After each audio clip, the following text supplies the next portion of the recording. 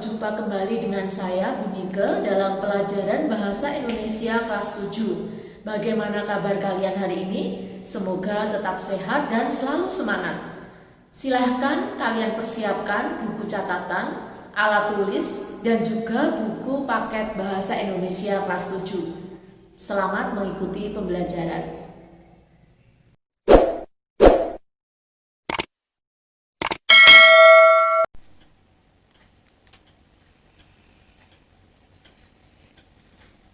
Anak-anak, hari ini kita akan mempelajari tentang teks laporan hasil observasi, disingkat TLHO. Topik pembicaraan antara lain: 1. Pengertian teks laporan hasil observasi. 2. Mengenali ciri tujuan dan isi teks laporan hasil observasi.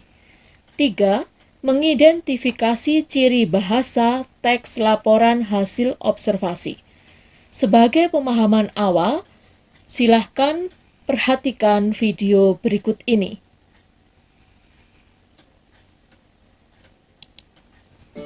Lebah, serangga kecil yang kompleks. Pada usia sekitar 20 hingga 40 hari, lebah ratu bakal kawin dengan sekitar 10 hingga 20 lebah sekaligus. Oke, nggak sekaligus, tapi ganti-gantian. Sel sperma dari para lebah jantan itu bakal ditampung di organ khusus pada lebah ratu, dan akan digunakan untuk bertelur seumur hidupnya. Ada dua jenis telur yang dihasilkan lebah ratu. Yang pertama, telur yang dibuahi lebah jantan akan menjadi lebah betina alias lebah pekerja. Yang kedua, telur yang tidak dibuahi akan menjadi lebah jantan. Dan lebah ratu dapat memilih telur mana yang akan ia telurkan. Lebah pekerja adalah lebah betina yang tidak memiliki kemampuan reproduksi sempurna seperti lebah ratu. Pada satu koloni, lebah pekerja merupakan populasi terbanyak, sekitar 98%. Pada usia 3 minggu pertamanya, lebah pekerja bertugas dalam sarang. Setelah usia lebih dari 3 minggu, lebah junior naik pangkat jadi lebah senior, yang tugas utamanya mencari nektar untuk diproduksi menjadi madu oleh lebah junior. Lebah ratu.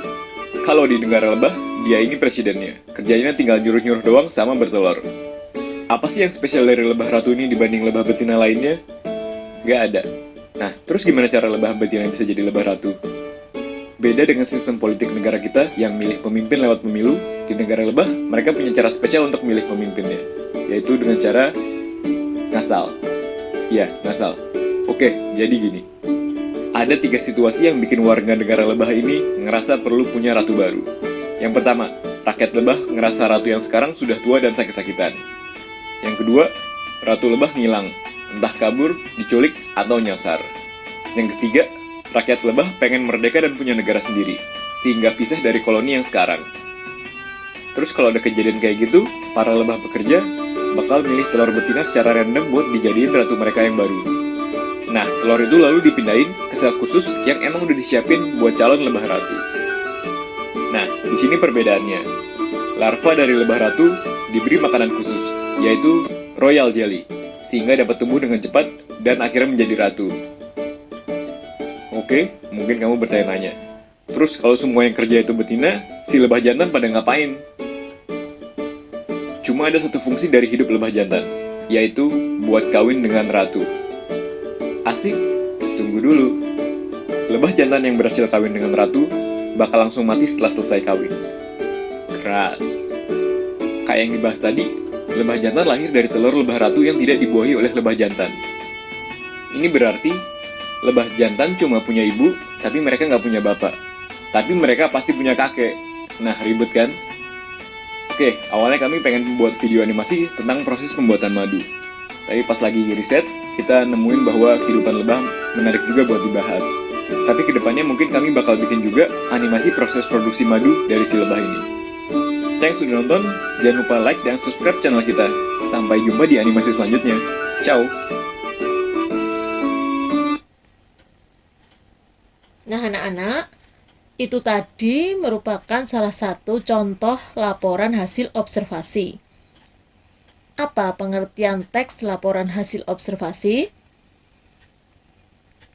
Teks laporan hasil observasi adalah teks yang berfungsi untuk memberikan informasi tentang suatu objek atau situasi setelah diadakannya investigasi atau penelitian secara sistematis. Teks laporan hasil observasi menghadirkan informasi tentang suatu hal secara apa adanya, lalu dikelompokkan dan dianalisis secara sistematis sehingga dapat menjelaskan suatu hal secara rinci dan dari sudut pandang keilmuan. Laporan hasil observasi bisa berupa hasil riset secara mendalam tentang suatu benda, tumbuhan, hewan, konsep, atau ekosistem tertentu. Teks laporan hasil observasi biasanya berisi dengan fakta-fakta yang bisa dibuktikan secara ilmiah. Selanjutnya, kita akan mengenali ciri tujuan dan isi teks laporan hasil observasi. Ciri tujuan teks laporan hasil observasi antara lain, teks laporan hasil observasi bertujuan memaparkan generalisasi hal atau objek secara sistematis dan analitis dari sudut pandang keilmuan, atau dengan kata lain, teks ini bertujuan menjelaskan atau merinci setiap bagian objek dengan objektif dan fakta dari sudut ilmu, berupa definisi, klasifikasi, ataupun jabaran ciri objek. Isi teks laporan hasil observasi. Teks ini berisi hasil observasi atau pengamatan dan analisis atau penelitian secara sistematis. Isi yang dibahas adalah ilmu tentang suatu objek atau konsep. Objek yang dibahas bersifat umum, sehingga menjelaskan ciri umum semua yang termasuk kategori atau kelompok itu. Judul bersifat umum. Contoh, pantai, museum, demokrasi, kucing, lebah, manggis. Objek atau hal dibahas secara sistematis, yakni tersusun, runtut, dan singkat, tetapi memiliki makna. Dirinci bagian-bagiannya dan objektif atau sesuai fakta yang sebenarnya. Tidak dibuat-buat, tidak menurut opini atau pendapat sang penulis atau orang lain. Serta dapat dibuktikan kebenarannya secara ilmiah atau dari sudut ilmu, berupa definisi, klasifikasi, dan jabaran ciri objek.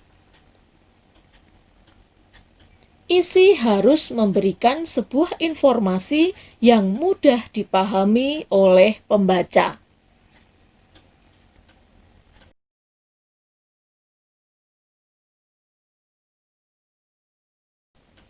Nah, anak-anak, sekarang kita akan mengidentifikasi ciri bahasa teks laporan hasil observasi.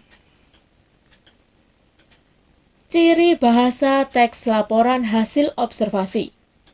1. Menggunakan istilah. 2. Menggunakan kalimat definisi. 3. Menggunakan kalimat klasifikasi. 4. Menggunakan kepaduan paragraf. 5. Menggunakan kalimat efektif. 6. Menggunakan prinsip penggunaan kata, kalimat, tanda baca, dan ejaan. 7. Menggunakan imbuhan asing. 8. Menggunakan kata baku. Anak-anak, untuk pembahasan lebih mendalam tentang ciri bahasa teks laporan hasil observasi akan Bunike bahas di pembelajaran berikutnya.